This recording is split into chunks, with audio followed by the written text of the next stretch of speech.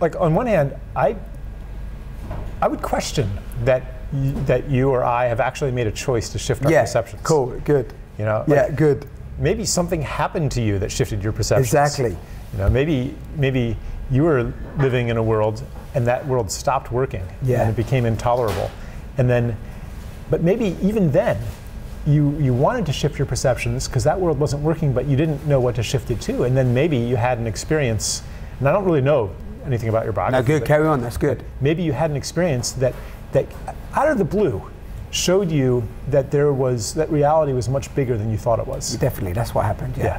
And I wasn't in control of that. I didn't choose that. I was going down one path, which was to be a lead actor in a film, be Brad Pitt, be Johnny Depp, 12 years, just finished a big movie, and then just I still can't describe it. You know, people start describing it as it's a spiritual awakening or whatever, but it's like boom, there's something else here, and like you're right, I didn't try for that to happen. Right. Yeah. So we can't take credit for those things. No way. Yeah.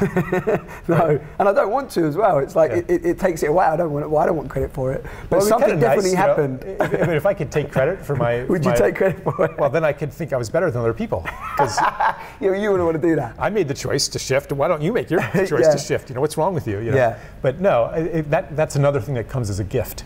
Our spiritual awakening, if you want to call it that, you know, comes as a gift, and not something that you can achieve through your own efforts, I think.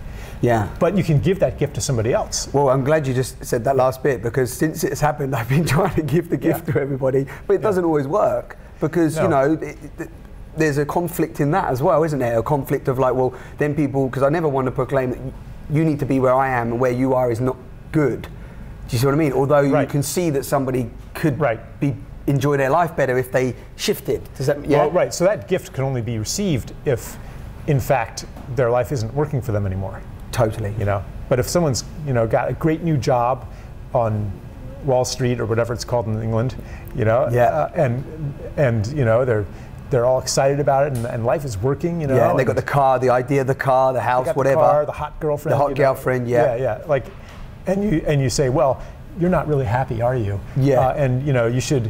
Like, that's not gonna...